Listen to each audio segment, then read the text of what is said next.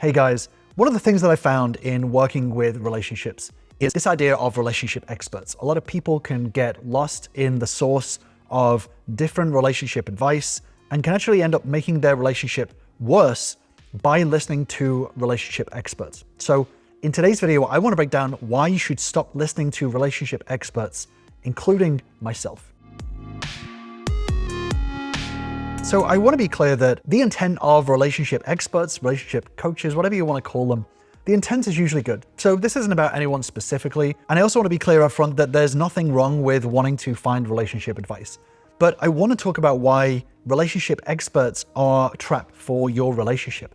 Going online or reading a book, looking for relationship advice. Like I said, the intent can be good on both sides, both yourself and the person giving the advice. The problem is that listening to experts can actually have a negative impact on your relationship if you approach it in an ineffective way. So the first problem when it comes to relationship experts and why it can be a trap for your relationship is that it can lead to a death of the learning mindset. This applies for both sides. So on one side, you've got the expert. When someone identifies themselves as an expert implies that there's a ceiling. They stop being a student. And this can create an end goal mindset where it's like, I've kind of maxed out everything. So this idea of calling yourself an expert can be a problem, but it also can apply to following the advice of an expert, thinking that this is the end goal. This is the only option for you in order to repair your relationship. This advice is categorically, unequivocally the only thing that you can do. And if this doesn't work, nothing will. And this can be a problem. We'll talk more about that a little later on. Mastering anything, including your relationship, requires being a perpetual student. So treating your relationship as a laboratory, not as a way of experimenting, but observing what works, iterating on what doesn't, and learning from real world data is going to be really important. So just going online and listening to an expert means that you're not actually applying all of these to your relationship and your situation. And this can cause a lot of stagnation. One of the things that I see before people join me as a member is that oftentimes people join me thinking that they've maxed out their knowledge, right? They've gone through every single YouTube video possible, and they sometimes can approach things like they are an expert. And this is a massive problem, is because an expert kind of sets a rule, whereas a scientist gives you more of a process. Rules break when circumstances change, but processes evolve to meet them, which means that you're actually developing and learning with your relationship. And this is why it's really important to not just listen to one piece of advice, but develop a stronger process, which we'll talk about in a second. But the second problem with a lot of this idea of experts or relationship experts is that it can lead to a kind of a diagnosis spiral. So a lot of relationship experts who have psychology degrees or doctorates or masters or etc. can use a lot of psychological labels. Even myself, I talk, a lot about ADHD because I've worked with a lot of ADHDers. I have ADHD myself, etc. But a lot of these psychological labels, especially on social media now, are thrown around a lot. ADHD, bipolar, borderline personality, narcissism, all of this sort of stuff. These labels can be used in a weaponized way.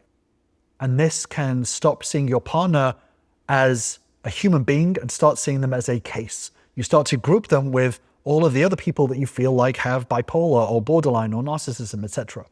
And you start seeing your partner as a diagnosis rather than a human being. And this has a massive, massive impact on your relationship. And again, I don't want to call out any specific names, but there are people out there that will pick one terminology, one specific diagnosis, and make all of their videos about this one diagnosis. But those videos are oftentimes more there to validate your feelings rather than actually provide processes and systems and solutions that actually help the relationship. Oftentimes they can be there to disempower you, to not learn about the human, but to learn about a diagnosis and stop painting people as a monolith diagnosis. And this can be a massive problem. And this can lead to a lot of armchair diagnosing. When people are experts and they give out this knowledge, what this can do is this can give you a feeling of, oh, now I'm the expert. Now I've learned all of these lessons, and we as a partner can start to turn into amateur psychiatrists. So we can start labeling these behaviors you see online: breadcrumbing, gaslighting, gray rocking, all of this sort of stuff. We can turn into these amateur psychiatrists labeling behavior, if this behavior exists, without actually understanding the person behind that behavior. So we get into this habit of diagnosing an action rather than actually understanding a person. This does not help a relationship whatsoever, because ultimately this then becomes a connection killer. Kills the connection between you and your partner, because you're not seeing them as your partner, you're seeing them as a, like we said earlier, a diagnosis or someone who is gray rocking or gaslighting or whatever it is. So these labels actually create a self-protective wall which gets in the way of you connecting with somebody else. So you don't see a human being with needs and emotions and wants and drives, etc. You see a clinical pathology, essentially, and this destroys the empathy and this halts the connection. It does not help a relationship. And then because of this diagnosis spiral, it ends up externalizing the problem. So it diagnoses your partner, and you subconsciously decide the problem is them, or the problem is whatever you feel like you've diagnosed them with. And this absolves you of any need to grow or change or develop yourself or the relationship in any way. You just simply label them as the problem. So this can be a massive problem. But then following experts can create this kind of Nirvana fallacy, this idea of a silver bullet. So you hunt for one piece of perfect advice that is going to fix years of disconnection overnight. Let's say your partner is not speaking with you right now, or the emotional environment has been damaged. You look for one thing to say to get them back, to get them to open up. And this is a problem, because there is no one piece of advice out there that is going to help you. That doesn't mean there aren't multiple pieces of advice or skills, etc. And again, we'll talk about this in a second. But when you look towards experts, you can try to find this one piece of advice that is going to change everything. And this is the massive problem. So you end up searching for some perfect solution.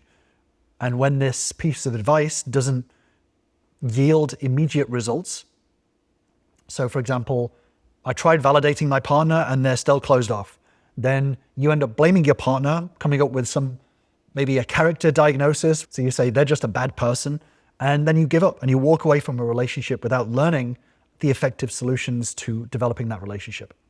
So you never learn how to iterate. Success is never about finding one thing that works. There's no business out there that is going to be successful through one piece of advice. There's no relationship that is going to be successful through one piece of advice.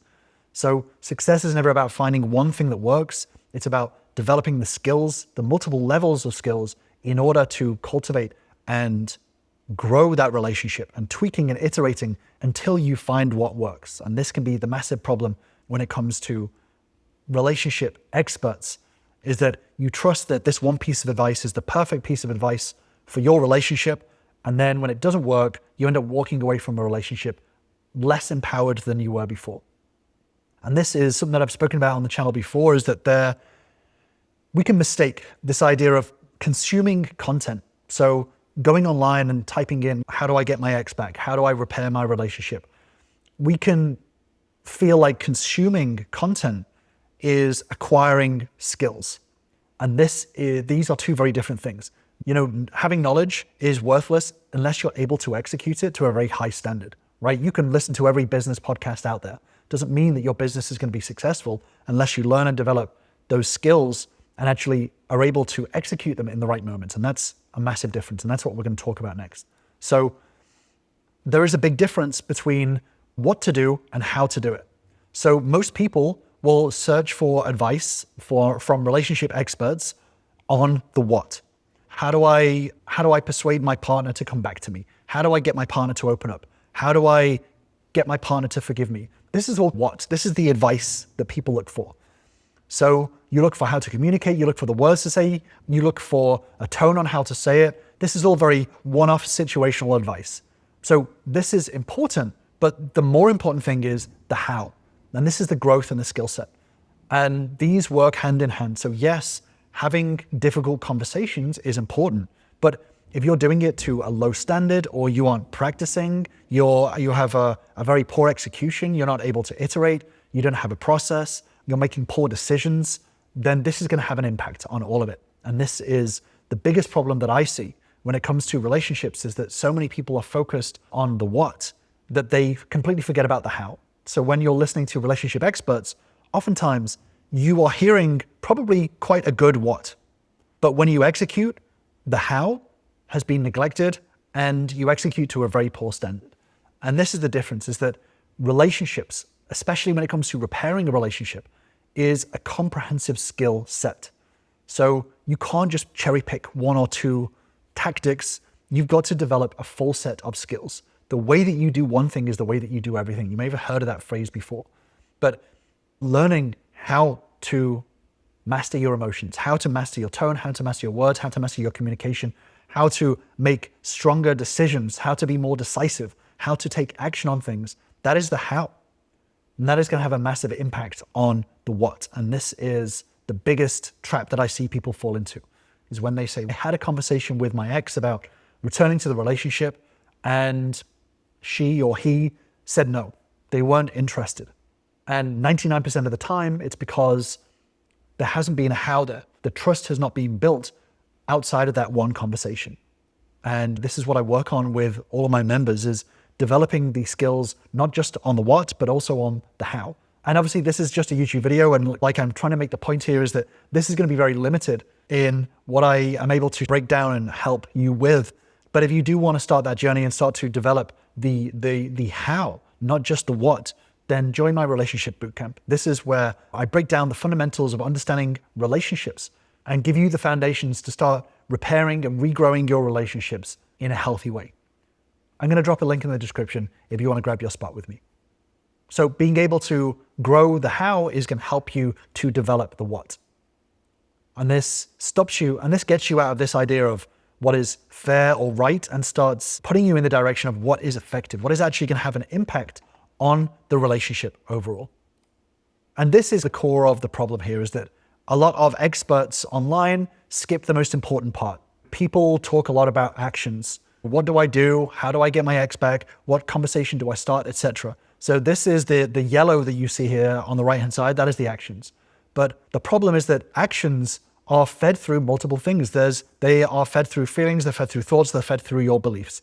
All of that has a massive impact on everything.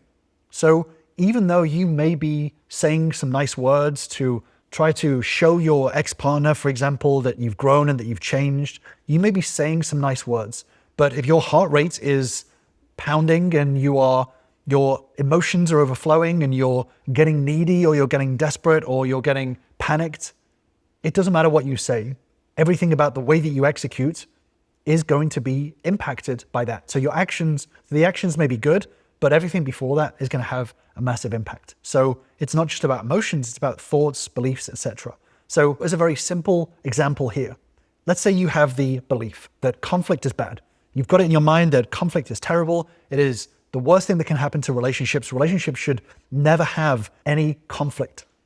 Maybe you developed this belief from your parents and you saw them fighting and then they got divorced. So you're like, okay, never fight because that leads to divorce.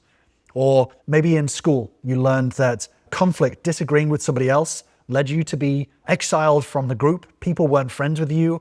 And so therefore you developed the belief that conflict is very bad. What that is going to lead to is then you're going to have certain thoughts based on that belief. For example, disagreements damage relationships. That can be a thought that is developed from that belief. So for example, when you look at other relationships and you're seeing disagreements, you're thinking to yourself, disagreements damage relationships, they're not going to last. I think that they're not going to last based on my belief. But those thoughts then lead to your feelings, your emotions. Because you think disagreements damage relationships, if a disagreement happens in your relationship, that is going to lead to a feeling of maybe fear. I feel scared of my partner being triggered. I don't want to trigger my partner because that's going to lead to a disagreement. So I'm worried about triggering my partner.